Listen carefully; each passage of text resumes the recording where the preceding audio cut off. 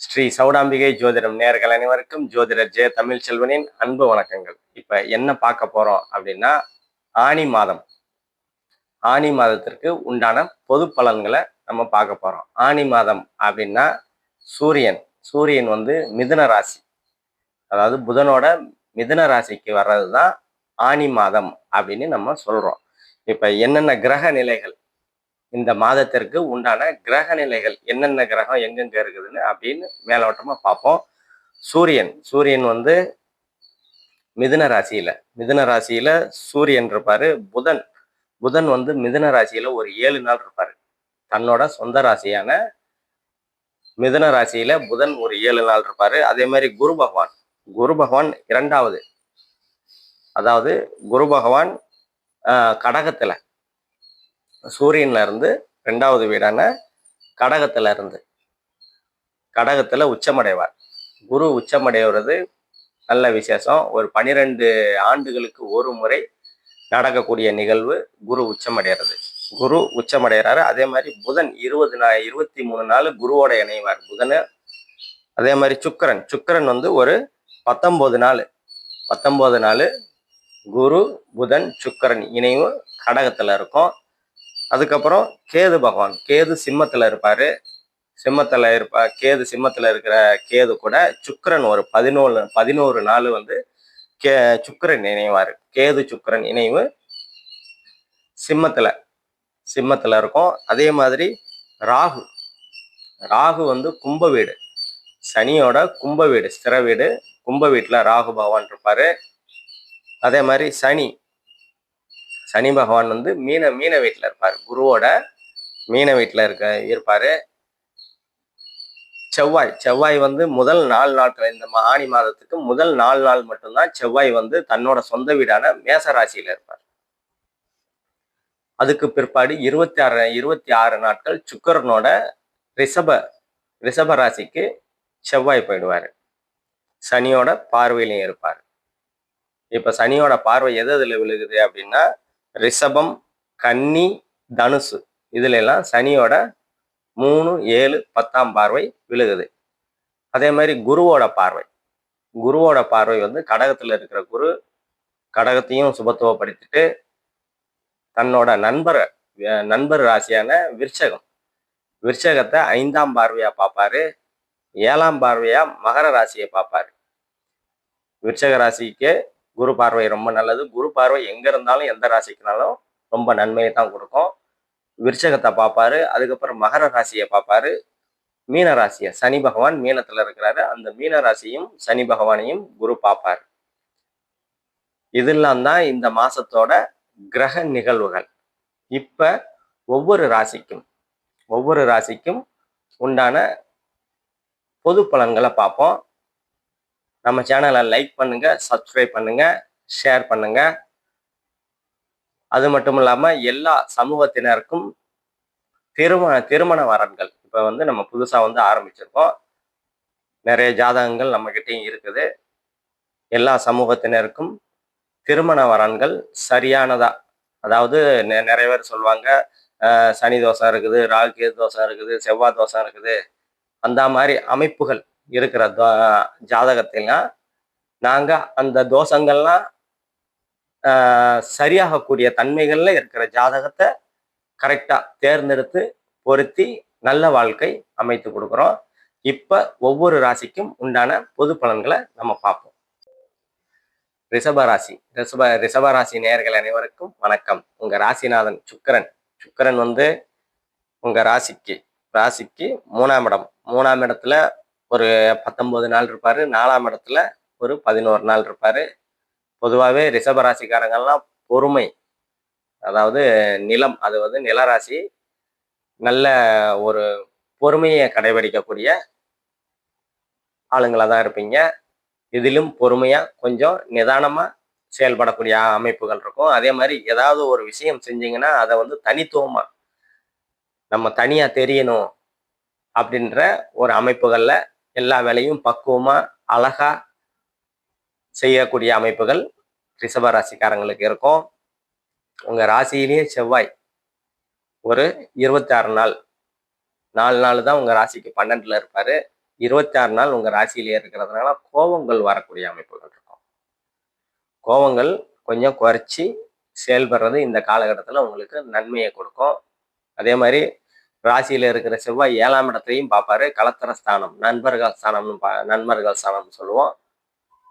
அந்த அமைப்புகள்ல பார்க்கறதுனால கணவன் மனைவிக்கிடையே சிறு சிறு சண்டை சச்சரவுகள், வாக்குவாதங்கள் இருக்கும். அதை கவனமா கடந்து போங்க. அதே மாதிரி நண்பர்கள் மூலியமாவும் அதே அமைப்புகள் தான் இருக்கும்.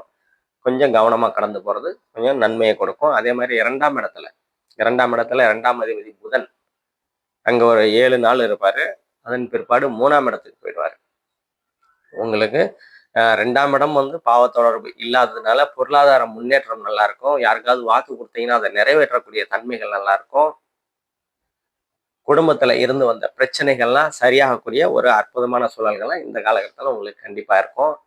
அதே மாதிரி உங்க ராசிக்கு 3ஆம் இடத்துல 3 சுபர்கள், குரு, சுக்கிரன், புதன் 3 சுபர்கள் தொடர்பு கொள்றதுனால தம்பி தங்கைகள், இளைய சகோதரம் சகோதரிகள் மூலியமா அனுகூலங்கள் ஆதாயங்கள் நல்லா இருக்கும்.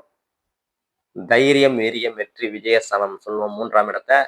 எடுத்துக்கொண்ட முயற்சி எடுப்பீங்க. அந்த முயற்சிகள்ல சக்சஸ் ஆகக்கூடிய தன்மைகள்லாம் உங்களுக்கு இந்த காலகட்டத்தில் உங்களுக்கு நல்ல விதமா இருக்கும். 3ஆம் இடம் வந்து தகவல் தொழில்நுட்ப தொடர்புன்னு சொல்லுவோம். நவீன கம்ப்யூட்டர் துறை அந்த மாதிரி அமைப்புகள்ல, நவீன தொழில்நுட்பத்துறை அந்த அமைப்புகள், அதே மாதிரி கலை, எழுத்துத்துறை, கவிதை, கட்டுரைன்னு சொல்லுவோம்ல, அதே மாதிரி கலைத்துறைகள் சம்பந்தப்பட்டது, விளையாட்டுத்துறை சம்பந்தப்பட்டதெல்லாம் நல்ல அமைப்புகளா இருக்கும் ரிஷபராசிக்காரங்களுக்கு. இந்த காலகட்டத்தில் புதிய முயற்சிகள் கிடைக்கும். புதிய சாதனைகள் செய்யக்கூடிய அமைப்புகள்லாம் ரிஷபராசிக்காரங்களுக்கு உங்களுக்கு நல்ல விதமாவே இருக்கும். அதே மாதிரி 4ஆம் இடத்துல சுக்கிரன் ஒரு 11 நாள் இருப்பாரு. 4ஆம் இடம் வந்து தாய், வீடு, வாகனம், கல்வின்னு சொல்லுவோம். தாயார் உடல்நிலையில கொஞ்சம் நல்ல விதம் ஏதாவது பிரச்சனை இருந்ததுன்னா அது உடல்நிலையில தேறி முன்னேற்றம் அடையக்கூடிய அமைப்புகள் நல்ல விதமா இருக்கும். அதே மாதிரி தாய் வழி உறவுகள்னால அனுகூலங்கள் ஆதாயங்கள் கண்டிப்பா இருக்கும். வீடு, வாகனம் ரொம்ப நாளா வந்து வீடு வாங்கணும், வாகனம் வாங்கணும் அப்படின்ற அமைப்புகள் இருந்ததுன்னா அந்த வீடு, வாகனம் அமைப்புகள்லாம் உங்களுக்கு நல்ல விதமா இருக்கும். அதே மாதிரி 5ஆம் பாவத்துக்கு சனியோட தொடர்பு, சனியோட 7ஆம் பார்வை இருக்கிறதுனால குழந்தைகள் மூலியமா குழந்தைகள் மேல கொஞ்சம் அதீத கவனம் செலுத்துறது உங்களுக்கு இந்த காலகட்டத்தில் நல்ல விதமா இருக்கும். இந்த காலகட்டத்தில் உங்களை குழந்தைங்க புரிஞ்சிக்க மாட்டாங்க. நீங்க குழந்தைகளை புரிஞ்சிக்க மாட்டேன் புரிஞ்சிக்க முடியாத சூழல்கள்லாம் இந்த காலகட்டத்தில் உங்களுக்கு இருக்கும். அதை கொஞ்சம் கவனமா கடந்து போறது நல்லது. குலதெய்வ வழிபாடு இந்த காலகட்டத்தில் உங்களுக்கு ஒரு நன்மையை கொடுக்கும். அது ஒரு பாதுகாப்பையும் தரும். அதே மாதிரி உங்க ராசிக்கு 6ஆம் இடம் வந்து செவ்வாயோட பார்வையில முதல் 4 நாள் மட்டும் இருக்கும்.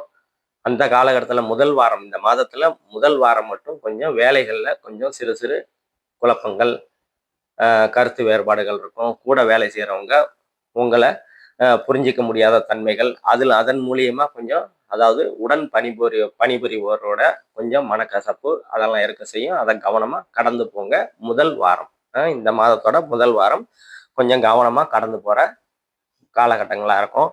அதே மாதிரி உங்க ராசிக்கு 7ஆம் இடத்தை குரு பார்வை இருக்கிறதுனால செவ்வாயும் பார்ப்பாரு, குருவும் பார்க்கறதுனால பெரிய அளவுகள் பாதிப்பு. ஏற்கனவே சொன்ன மாதிரி கணவன் மனைவி நண்பர்கள் மூலியமா வந்து கொஞ்சம் பாதிப்புகளை கொடுத்தாலும் குரு பார்வை இருக்கிறதுனால அந்த பாதிப்புகள் பெருசா வலுவடையாம அது சரியாகக்கூடிய தன்மைகள்லாம் அந்த குரு 5ஆம் பார்வையா பார்க்கறதுனால உங்களுக்கு நன்மையை கொடுக்கும். அதே மாதிரி உங்களோட 8ஆம் இடத்தை சனி பார்வை இருக்கிறதுனால கொஞ்சம் தடை தாமதங்கள் இருக்கத்தான் செய்யும். கொஞ்சம் தடை தாமதங்கள், ஏதாவது வெளிநாடு 8ஆம் இடம் வந்து பயணங்களால் அனுகூலங்கள் ஆதாயங்கள்னு சொல்லுவோம். அது 8ஆம் பார்வை சனி விழுகிறதுனால பயணங்களால் கொஞ்சம் மனக்கசப்புகள், வருத்தங்கள் அதெல்லாம் இருக்க தான் செய்யும். அதே மாதிரி கொஞ்சம் வெளியில போகலாம், வெளி மாநிலங்களுக்கு போகலாம், தூர இடங்களுக்கு போகலாம் அப்படின்னு நினைச்சு முயற்சி பண்ணிக்கிட்டு இருக்கிற ரிஷபராசிக்காரங்கள்லாம் கொஞ்சம் தடைகள் இருக்க தான் செய்யும். அதை கவனமா கடந்து போங்க. தடைகள் இருந்தாலும் அது விலகக்கூடிய அமைப்புகள்ல கண்டிப்பா உங்களுக்கு இருக்கும். அதே மாதிரி உங்க 9ஆம் இடத்தை குரு பார்வை இருக்கிறதுனால தந்தையால் அனுகூலங்கள் ஆதாயங்கள் கண்டிப்பா இருக்கும்.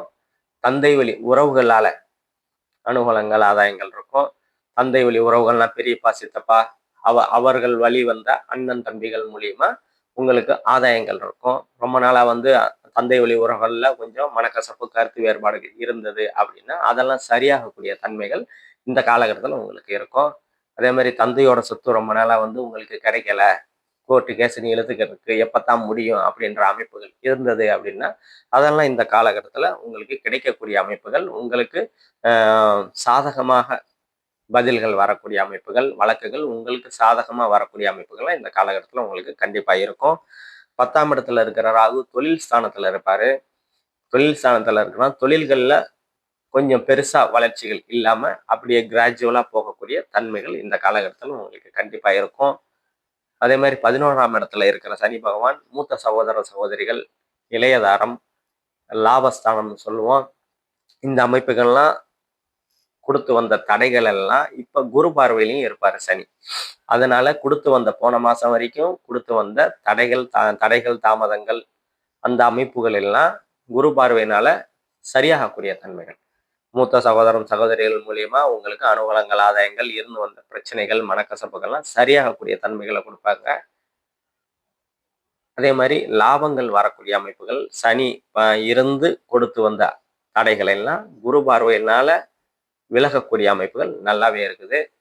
அதே மாதிரி முதல் திருமணம் சரியில்லாம 2வது திருமணத்திற்காக பார்த்துக்கிட்டு இருக்கிறவங்களுக்குலாம் இந்த காலகட்டத்தில் மறுமண வாய்ப்புகள்லாம் வந்து உங்களுக்கு அமையக்கூடிய தன்மைகள் நல்லாவே இருக்குது. இப்ப நம்ம பார்த்தது எல்லாமே பொது பலன்கள் தாங்க. துல்லியமான பலன்கள் வேணும் அப்படின்னா உங்க நாள், நேரம், இடம், பிறந்த நாள், நேரம், இடம் இந்த 3யும் கொடுத்தீங்கன்னா தசாபுக்தி அடிப்படைகள்ல என்ன நடந்துகிட்டு இருக்குது, என்ன நடக்கும், என்ன நடந்தது அப்படின்னு 3 அமைப்புகளையும் தெளிவான முறையில சொல்லலாம். கீழே உள்ள நம்பரை கான்டாக்ட் பண்ணுங்க. நன்றி, வணக்கம்.